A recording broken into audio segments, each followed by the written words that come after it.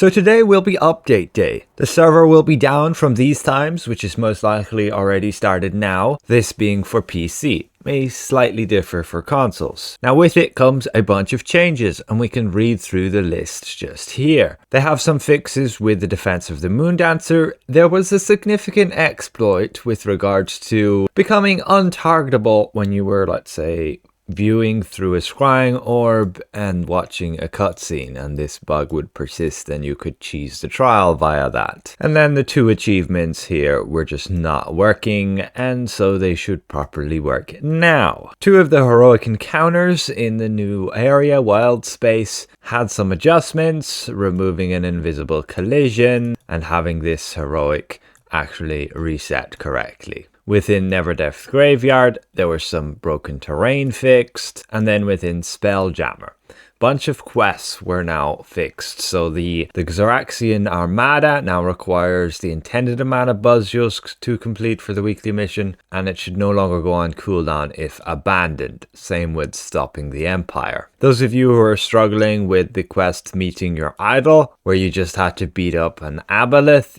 it should now work properly, where the respawn timer is much quicker, where you can beat it up and kill it. You were running into an issue where somebody else had killed it and then you'd have to wait for it to respawn. Additionally, the Koatoa within that zone will no longer aggro you from extreme distances. I was really noticing this. And then a Thune Hulk will no longer spawn inside of a wall, and an issue prevented the Golden Path from functioning properly on some asteroids has been fixed. On the Barbarian, the daily power Adamantine Strike can now hit up to 15 targets. This is on the Blade Master here. This one, a good increase to the cap so that they can get a bit more damage out there. Within the defense of the Moondancer, with regards to enemies, the Lieutenant Agent should toss less lightning bombs in the normal difficulty. This being for the random trial queue version. With the intro mission, Falling Stars, the boss health and enemy ranks should be lowered, so it should be easier to beat up. With items and economy, the defense of the Moondancer, the miniature Neutron Cores should now properly be capped at 3 per week. Kind of awful that is the case, because these weapons cost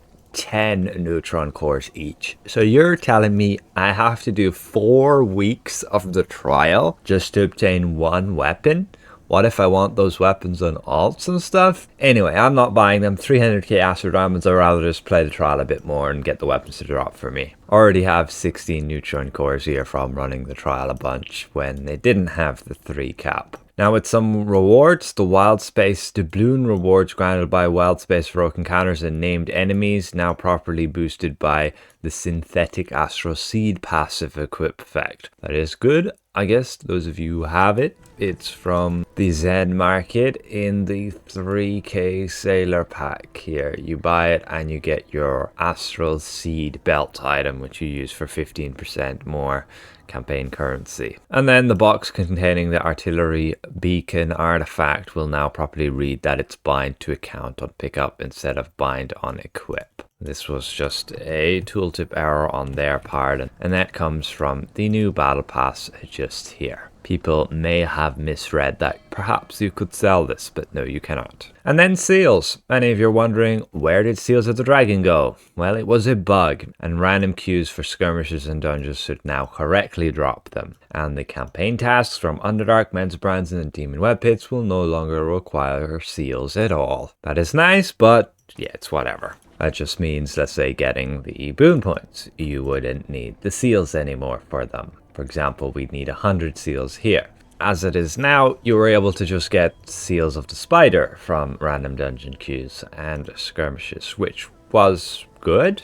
But the problem was there was nowhere to get Seals of the Dragon if you wanted any of that Seals of the Dragon gear still. But the gear of the Spider God has a bit more higher item level, and some of the bonuses are a little bit better, but not on everything. Still, some of the dragon gear is decent, like the headpiece if you want to be killing dragons, or the boots for the sheer amount of ratings. But that is everything for the patch of today, the update. On a last note though, I do want to give your attention to some campaign buyouts, which are pretty interesting. You could buy the North Dark of Reaches campaign buyout, and this allows you to essentially skip 10 weeks of grinding the weekly haul, which is this big long campaign.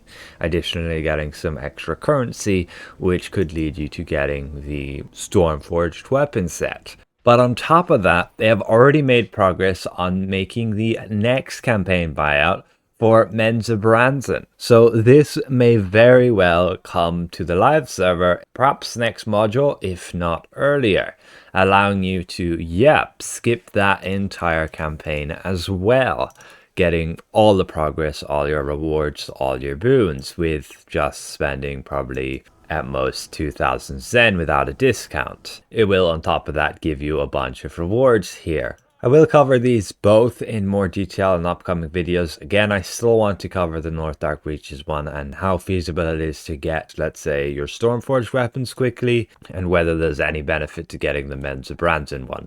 Not so sure outside of boons, to be honest. But with that said, yes, again, the game will be down for these specific times, at least on PC. So a massive thank you again to all of these channel members for their added support, and we'll see you guys around. Goodbye for now.